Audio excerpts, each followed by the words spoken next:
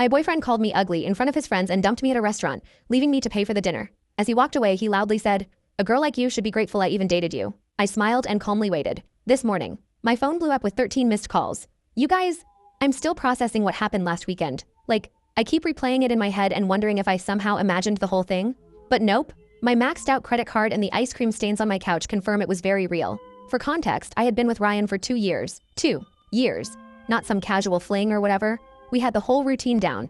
Netflix marathons on Sundays, awkward holiday dinners with both families, even that weird couples yoga class he insisted on trying, which we both sucked at, TBH. Things weren't perfect between us, or they ever. But I thought we were solid. Like, we had talked about maybe moving in together this summer. He had these little annoying habits, leaving his socks literally everywhere, texting during movies, and making these helpful comments about my appearance. Stuff like, "That shirt makes your arms look bigger," or, "Have you thought about trying a different hairstyle?" I always brushed it off as him being honest. Ugh, past me was such a doormat. So last Friday, Ryan texted me about this dinner with some work friends. He's never really included me in his work life before, always saying it wasn't professional or whatever. So I was actually excited. I even went shopping for a new outfit, RIP my budget, and spent forever getting ready. I'm talking full YouTube makeup tutorial, the fancy straightener I only use for special occasions, the works. I get to the super expensive restaurant downtown, the kind with tiny portions and no prices on the menu. Red flag number 1. Ryan's already there with 2 guys he works with, Leonard and Pablo. The moment I walk up, there's this weird vibe. Ryan barely acknowledges me. Just this half stand from his chair and a quick "You're late." I was literally 2 minutes late because parking was impossible. I sit down and he looks at my outfit and goes, "Oh, you wore that?" Not quietly either. His friends exchange this look and I immediately feel my face getting hot. For the record, I was wearing a dark blue dress that I thought looked nice, nothing crazy or inappropriate. I try to laugh it off like, "Is there a dress code I missed?" But he just shrugs and says they already ordered appetizers. Cool. The next hour is basically Ryan talking about work stuff I don't understand while his friends nod along. Whenever I try to join the conversation, Ryan either talks over me or explains why I'm wrong about whatever I just said. At one point, I mentioned something about a customer at my store, and Ryan interrupts with, "She doesn't really get how things work in the real business world with this dismissive wave. Like retail isn't a real job?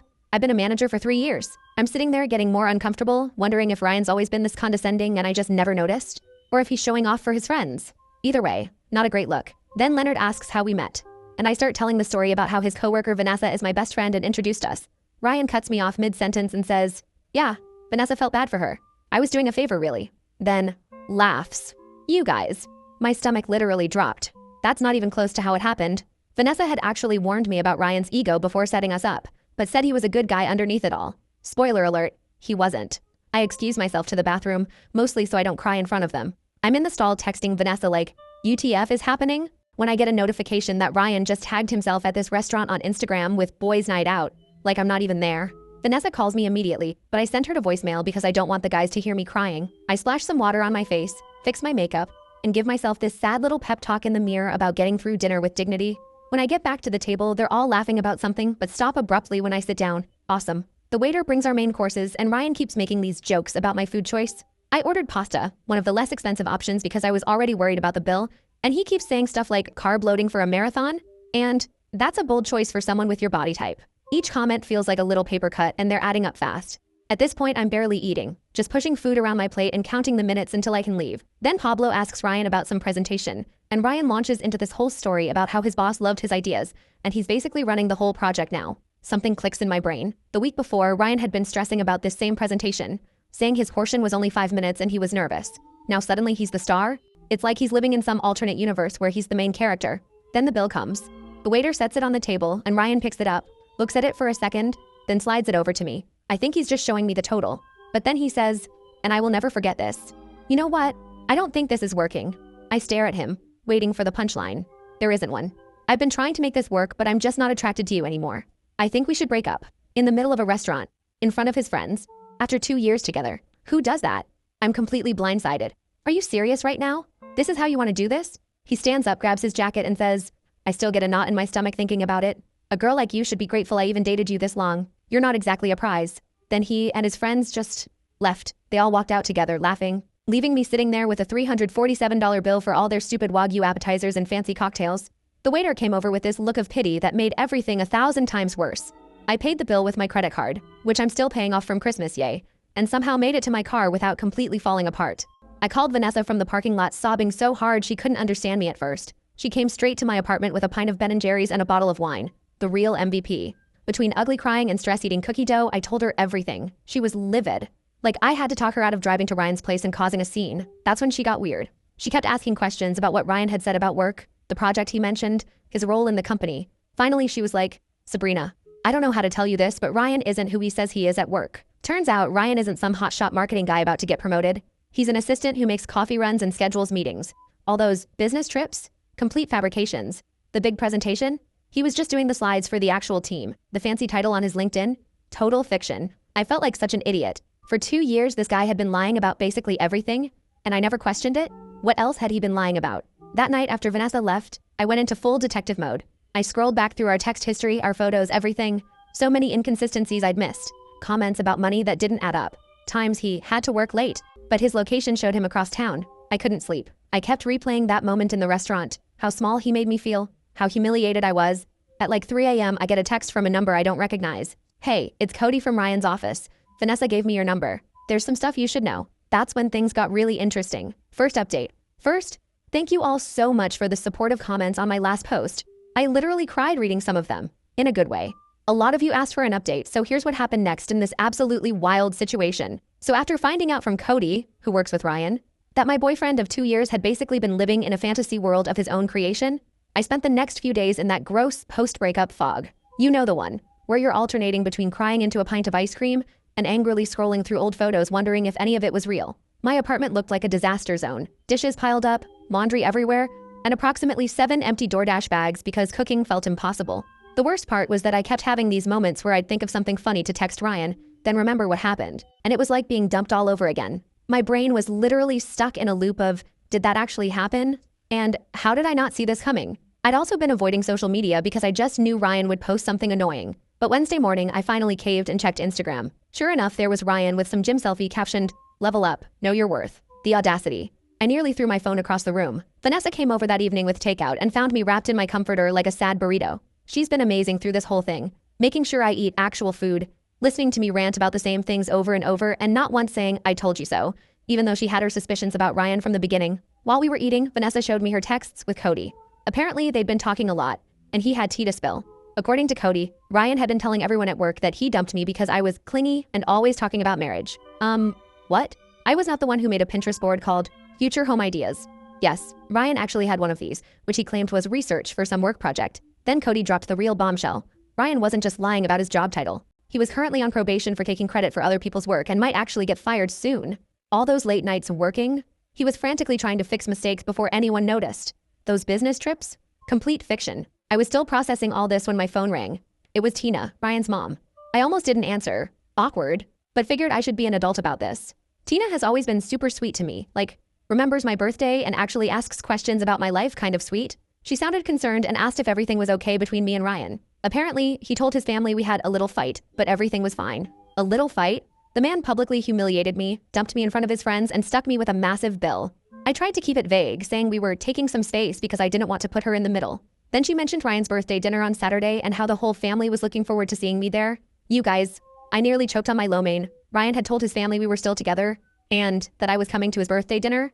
The dinner was at his parents' house, and apparently, he'd told them we had big news to share. After hanging up, I sat there in shock while Vanessa looked at me like I'd grown a second head. She was like, is he delusional? Or just a pathological liar? Honestly, I was wondering the same thing. That's when we came up with the plan. I wasn't going to just ghost his family. They'd always been kind to me, and they deserved to know what kind of person Ryan really was. But I also wasn't going to cause a scene or be vindictive. I would simply attend the dinner as invited and let the truth come out naturally. The next day, Cody met me for coffee. Slightly awkward since we'd only met through Ryan, but he turned out to be really chill. He confirmed everything and added even more details about Ryan's work lies. The team Ryan claimed to lead was actually just him and 2 interns. The big presentation he was in charge of last month, he was just operating the slideshow while his boss presented. Cody seemed genuinely upset on my behalf, saying he'd always thought Ryan's stories about me seemed off. Apparently, Ryan would come to work complaining that I was high maintenance, when in reality I was paying for most of our dates toward the end, because Ryan claimed to be between paychecks, which I now realized probably meant he was terrible with money. Midway through our conversation, Cody got a text from their boss asking if he could come in Saturday evening to help with some emergency project. Cody was bummed because he'd had plans, but then I had an idea. What if Cody needed to drop something off at Ryan's parents' house during the birthday dinner? The timing would be perfect. As we were figuring out the details, my phone buzzed with a text from Ryan, first one since the restaurant disaster. It just said, "We need to talk about what happened." I might have overreacted. Might have. I showed Cody. and he nearly spit out his coffee. Overreacted is when you get annoyed about someone being late, not when you publicly humiliate your girlfriend of 2 years and stick her with a $300 bill. I didn't respond. Let him sweat. The next 2 days were a blur of preparation. I wasn't going to this dinner unprepared. I dug through old texts, finding all the lies, dates when he claimed to be at work conferences that didn't exist, stories about coworkers that Cody confirmed were fabricated, even photos Ryan had posted of himself at work events that were actually just downloaded from the company website. Friday night, Vanessa came over to help me pick an outfit. Not gonna lie, part of me wanted to show up looking amazing just to spite him, but we decided the best approach was to look nice, but not like I was trying too hard. We settled on a simple black dress that Ryan once said made me look average, which now I realize was his weird neg attempt because I got compliments whenever I wore it. I barely slept Friday night. What if this backfired? What if his family took his side? What if I froze up and couldn't go through with it? By Saturday morning, I had chewed my nails down to nothing and gone through about 17 different scenarios in my head. Around noon, Ryan texted again. Looking forward to seeing you tonight. Wear something nice. My parents are excited. I didn't respond to that either. Let him think whatever he wanted. I spent the afternoon getting ready with a weird mix of dread and anticipation. Vanessa helped me with my hair and gave me a pep talk when I started to lose my nerve. At 5:30, I got in my car and headed to his parents' house. I had to pull over once because my hands were shaking too much to drive safely. I sat there for a minute, doing those breathing exercises from that meditation app I downloaded months ago, but never actually used. What was I doing? Was this crazy? Maybe I should just block Ryan on everything and move on with my life like a normal person?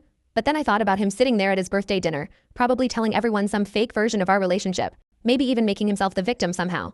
And my resolve hardened. I pulled up to his parents' house at 6:15, fashionably late, which I knew would annoy Ryan. There were several cars already in the driveway. Looked like the whole family was there.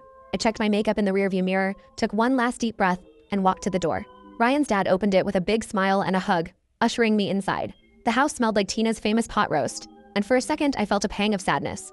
I genuinely liked Ryan's family, and this would probably be the last time I'd see them. I rounded the corner into the living room, and there was Ryan, drink in hand, mid-laugh at something his cousin said. He froze when he saw me, clearly not expecting me to actually show up, despite what he'd told his family. The look on his face was, well, priceless TBH. For a split second, panic flashed across his features before he composed himself and came over with this fake smile. He gave me a stiff hug and whispered, "You actually came. We need to talk privately." I just smiled and said loud enough for everyone to hear that I wouldn't miss his birthday for anything, especially since he'd been telling everyone we had big news to share. The color drained from his face. Tina clapped her hands excitedly and asked if this was what she thought it was. Ryan's sister gave me a knowing look. His dad started joking about finally getting grandkids. Ryan gripped my elbow a little too tight and tried to steer me toward the hallway, but his mom called out that dinner was ready and everyone needed to sit down. As we all took our seats around the dining table, with Ryan nervously watching my every move, my phone buzzed with a text from Cody. On my way. 15 minutes out. Ryan leaned over and hissed, "What are you doing here?" I thought after the restaurant. I just smiled sweetly and said loud enough for everyone to hear, "Oh, I wouldn't miss the chance to tell your family about what happened at that restaurant, Ryan. I'm sure they'd love to hear that story." The look of absolute panic on his face as his mom started bringing out the food, worth every second of anxiety it took to get there. Game on. Second update. I'm finally ready to share what happened at Ryan's birthday dinner. Sorry for the delay. I needed a mental health day after all this drama. Plus my Wi-Fi has been acting up because my neighbor borrowed my password and apparently downloaded the entire internet. Where did we leave off? Right. Me sitting at the dinner table with Ryan's family while he panicked about what I might say. So there I was, surrounded by Ryan's family. His parents Tina and Ralph, his sister Kayla, his grandma, and 2 cousins whose names I always mix up. The table was loaded with Tina's famous pot roast, those buttery mashed potatoes I've literally dreamed about, and a fancy salad that nobody was going to eat but everyone would pretend to appreciate. The first 20 minutes were straight up awkward. Ryan kept trying to control the conversation while shooting me these warning glances. I just smiled and passed the bread rolls, enjoying the way his left eye twitched every time I opened my mouth. Petty? Maybe. Satisfying? Absolutely. Tina kept the conversation flowing, bless her. She asked about my family, my job, the usual small talk. When she mentioned how proud they all were of Ryan's big promotion, I nearly choked on my water. I glanced at Ryan, whose face had gone the exact shade of the beets on the table. Ryan jumped in, talking about how his team was crushing their targets and how his boss was practically grooming him for senior management. I just nodded along, watching him dig himself deeper with each word. Ralph, who's always been the quiet type, suddenly asked Ryan about the Johnson account. Apparently Ryan had been telling his dad about some huge deal he was supposedly leading. Ryan's answer was so vague it could have been a horoscope. Something about strategic pivots and leveraging core competencies that literally meant nothing. His sister Kayla caught my eye across the table. She's always been the skeptical one in the family, the type to Google facts during arguments and call people out on their BS. She raised an eyebrow at me like, "Is he for real right now?" That's when Tina brought up the future. She asked us about our big news and whether it had anything to do with us taking the next step. Ryan nearly dropped his fork and mumbled something about it not being the right time to discuss it. His grandma, who has zero filter and is my absolute favorite person in his family, cuts in with, "So are you two moving in together or what?" Because Ryan said you were looking at apartments together. Again, news to me. The furthest we'd gotten in that conversation was me once saying, maybe we should think about combining our Netflix accounts to save money. Ryan tried steering the conversation back to himself, talking about how his boss had given him a company card for business expenses. I couldn't help myself. I asked what kind of expenses he was authorized to approve. He stammered something about client dinners and team outings. That's when I casually mentioned, oh, speaking of dinners, Ryan took me to this amazing restaurant last week. What was it called again, honey? The one where you met up with Leonard and Pablo? The color drained from his face faster than my phone battery on TikTok. Seriously, my phone can't handle more than 20 minutes of scrolling before dying. Anyone else? Before he could respond, the doorbell rang. Perfect timing. Tina went to answer it and I heard her delighted, oh, Cody, what a surprise. Ryan looked like he might actually pass out. Cody walked in with a folder, all professional in his button-up shirt. He apologized for interrupting the birthday dinner but said he had some work documents Ryan needed to sign urgently for Monday morning. Tina, being the perfect host, immediately invited him to join us for cake later. Ryan tried to usher Cody toward the front door, but Ralph insisted they could handle work stuff right there at the table since we're all family here. Cody sat down in the empty chair beside me, which I'd strategically saved NGL. Ryan was gripping his fork so hard I thought it might bend. That's when Ralph asked Cody how the big presentation went, the one Ryan had apparently been leading. Cody looked confused for a second before catching on. He glanced at me, then at Ryan, and I could see him making a decision. Cody said the presentation went well, but clarified that their boss had delivered it, with Ryan and the team providing support. Ralph looked confused and said that wasn't how Ryan had described it. I jumped in, because I'm messy like that, and asked Cody about Ryan's promotion. Poor Cody looked so uncomfortable, caught between loyalty to a coworker and not wanting to lie to an entire family. He fidgeted with his napkin and said something vague about company restructuring. Ryan interrupted with this fake laugh and tried changing the subject to sports or whatever, but his sister wasn't having it. She asked Cody point blank what Ryan's current title was. The silence that followed was like that moment when you drop something in a public bathroom. Everyone hears it. No one wants to acknowledge it. Cody looked at Ryan, who was silently pleading with his eyes, then at me. I nodded slightly. He cleared his throat and said that Ryan was an administrative assistant in the marketing department. The silence. Ralph put down his fork slowly. His grandma made this little sound. Kayla muttered something that sounded suspiciously like, I knew it. Ryan immediately went into damage control mode, saying Cody was confused, that he had multiple roles, that it was complicated. But the dam had broken. His family started asking specific questions that he couldn't weasel out of. When did you get promoted? He hadn't. Why did you say you had a team? He didn't. What about that corner office you mentioned? Also fictional. With each question, Ryan's stories unraveled more. He kept looking at me like this was somehow my fault, which just made me more determined to let everything come out. Tina, bless her heart, tried to smooth things over. She suggested we all have some cake and talk about happier things. As she went to the kitchen to get it, Kayla asked me directly about the restaurant I'd mentioned earlier. This was my moment. I took a deep breath and told them everything. How Ryan had invited me to meet his friends, how he'd belittled me throughout dinner, how he'd dumped me in front of everyone and walked out, leaving me with a $347 bill I could barely afford. Ryan tried interrupting several times, but his dad shut him down with this look I'd never seen before. Pure disappointment. Ryan's defense? That I was exaggerating and playing victim? That I had embarrassed him in front of his colleagues by not fitting in? That leaving me with the bill was teaching me financial responsibility? His grandma actually snorted at that last one. Cody, who had been quiet through most of this, finally spoke up. He confirmed my story, adding that he'd heard Ryan bragging to coworkers about how he'd put me in my place. He even pulled out his phone and showed texts from Pablo. Receipts, y'all, discussing what had happened. Tina came back in with the cake just as Ryan was trying to paint himself as the victim. She set it down and asked what she'd missed. No one spoke for a moment. Then Ryan's dad said very quietly that they needed to have a family discussion about honesty. Ryan exploded, like full-on temper tantrum. He accused me of turning his family against him, called Cody a traitor, and said everyone was just jealous of his success. What success? He knocked over his water glass, pointed at me, and yelled that a girl like me should be grateful he even bothered with me. His mom gasped. His grandma said something that I'm pretty sure was old people swearing. His sister just shook her head like she wasn't even surprised. I stayed calm somehow and said that the only thing I was grateful for was finally seeing who he really was. Ryan stormed out, slamming the door so hard that one of Tina's decorative plates fell off the wall and cracked. The aftermath was weirdly peaceful. Tina apologized to me like 50 times. Ralph looked tired and sad. Kayla helped clean up the spilled water. Cody apologized for his part in the awkwardness but said he couldn't stand by while Ryan lied to everyone. Then the strangest thing happened. Instead of asking me to leave, they insisted I stay for cake. We all sat there. Ryan's ex-girlfriend, his coworker, and his family, eating birthday cake without the birthday boy. In any other situation, it would have been the most awkward thing ever. But somehow it wasn't. After cake, I helped Tina clean up in the kitchen. She kept apologizing and saying she had no idea Ryan had been lying about so much. She seemed genuinely heartbroken. Not just about what he'd done to me, but about who her son had become. I felt bad for her, TBH. No parent wants to realize their kid is, well, kind of terrible. She asked me quietly if there had been signs before, and I admitted that looking back, there were red flags I'd ignored because I wanted to believe the best about him. When I was getting ready to leave, Ryan's dad pulled me aside. He thanked me for my honesty and apologized for what his son had done. He seemed so defeated, like he was trying to figure out where they'd gone wrong in raising him. I assured him it wasn't their fault. Ryan had made his own choices. Cody offered to walk me to my car, probably sensing I needed a moment to process everything. As we walked down the driveway, he mentioned that Ryan had been having problems at work for months, taking credit for other people's ideas, lying about his contributions, even faking emails from clients. He was actually on his final warning before potential termination. Suddenly, Ryan's desperate need to appear successful made a twisted kind of sense. His whole identity was built on this fake image of success and status. When I thought about it that way, I almost felt sorry for him. Almost. I thanked Cody for backing me up and drove home in a weird state of emotional exhaustion mixed with relief, like when you finally take off an uncomfortable bra at the end of the day. Sorry for the weird analogy, but y'all know what I mean. When I got home, I had 3 missed calls from Vanessa wanting updates. I was about to call her back when my phone buzzed with a text from Ryan. "You've ruined everything. This isn't over." I didn't respond, just blocked his number and made myself some tea. I should have been scared or upset, but honestly, I just felt tired.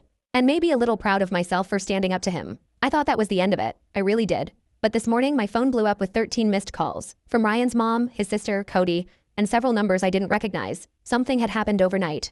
And based on the increasingly frantic voicemails, Ryan had completely lost it. Last update, I'm finally ready to explain about those 13 missed calls. Thanks for being patient while I processed everything that happened. Also sorry for the delay. My laptop decided to do a surprise 4-hour update right when I sat down to write this. So where were we? I woke up Sunday morning after the birthday dinner disaster to find my phone blowing up with calls from Ryan's family and Cody. At first, I legit thought someone had died or something. My stomach did that awful dropping thing as I scrolled through the notifications.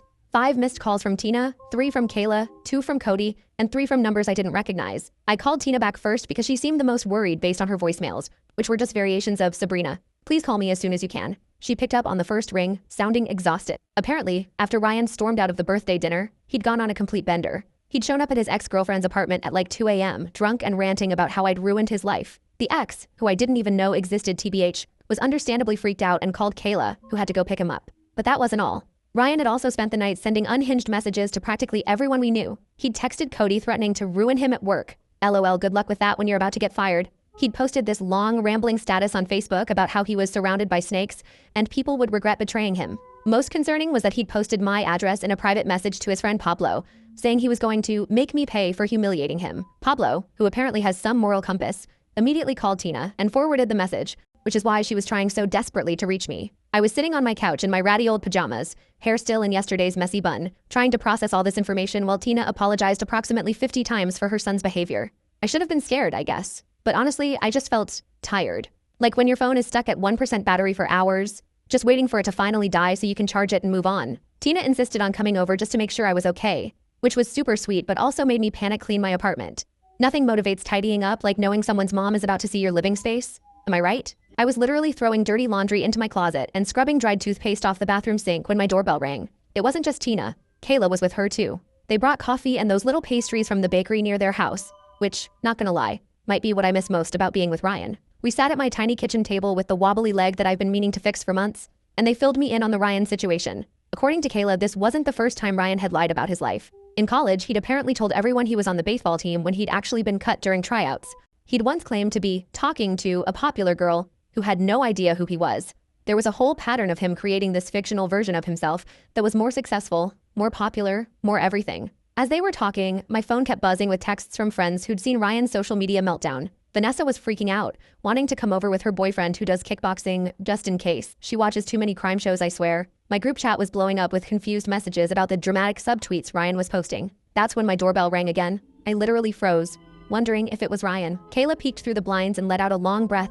It was Cody. Apparently, Ryan had been blowing up his phone all morning too, and Cody wanted to warn me in person since Ryan had mentioned paying me a visit. So there we all were. Me, Ryan's mom, his sister, and his coworker, sitting in my living room on a Sunday morning, trying to figure out what to do about this man-child throwing a tantrum because he got caught in his lies.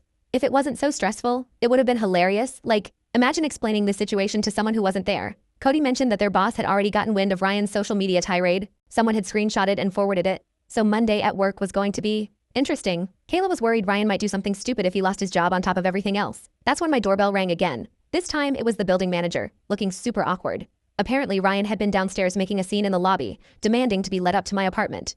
The manager had refused, bless him, and threatened to call the police, at which point Ryan had stormed off, but not before yelling that I was a lying bitch loud enough for the entire first floor to hear. Tina looked devastated. She kept apologizing and saying she didn't know where they went wrong with him. I felt terrible for her. Imagine realizing your adult son is basically a walking red flag. Kayla was more practical, suggesting I document everything just in case Ryan's behavior escalated. We were all sitting there trying to figure out what to do when my phone buzzed with a notification. Ryan had tagged me in an Instagram story.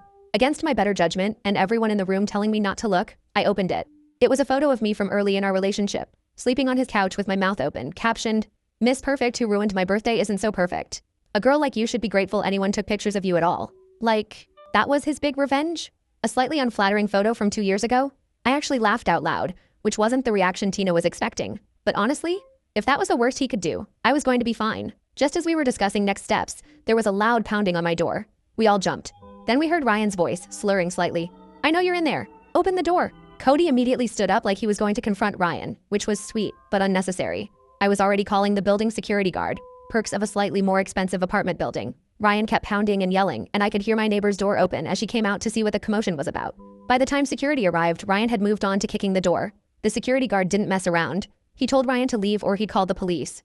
There was some back and forth that I couldn't quite make out, then silence. The guard knocked gently and let me know Ryan had left the building but was still in the parking lot, possibly waiting. Tina was mortified. She insisted on going down to deal with her son herself. And honestly, I was happy to let her. She was so upset that Ralph, Ryan's dad, had to come pick them both up. The whole situation was just sad. After they left, Cody and I sat on my couch in stunned silence for a bit. He finally broke it by asking if I had any alcohol, which felt like the appropriate response to the morning we'd had. We slid a bottle of wine I'd been saving for a special occasion, and this definitely counted. By the time Cody left, it was late afternoon, and I was emotionally exhausted. Vanessa came over and stayed the night, just in case Ryan decided to make a return appearance. He didn't, thankfully. We ordered pizza, watched bad reality TV, and tried to process the absolute soap opera my life had become. The next few weeks were, well, an adjustment.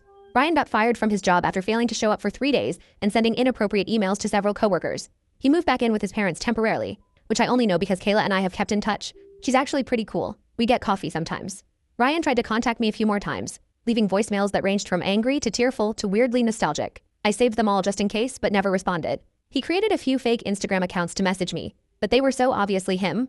Who else would write, "You're making a big mistake" with that spelling error? That I just blocked them instantly. The weirdest part was running into him at Target about a month later. I was in the home section looking at shower curtains, and suddenly there he was, holding a pack of socks and looking like he hadn't slept in days. We made eye contact, and for a second I thought he might cause a scene. Instead, he just turned around and walked away, leaving his shopping basket right there in the aisle. That was 3 months ago now. Ryan eventually moved to his uncle's place in another state, according to Tina, who still sends me holiday cards, which is sweet, but awkward. His social media has gone suspiciously quiet. Kayla thinks his parents finally cut him off financially until he gets therapy. As for me, I'm doing pretty good actually. My apartment finally feels like mine again, now that I've rearranged the furniture and replaced the stuff that reminded me of Ryan. The strangest outcome of all this might be my unexpected friendship with Cody. We're not dating or anything, though Vanessa keeps trying to make that happen. But we grab lunch sometimes and text out stupid TikTok videos. It's nice having someone who witnessed the whole Ryan saga and understands why I now have trust issues the size of Texas. Looking back at everything, I'm not angry anymore. Well, not just angry. I'm also weirdly grateful.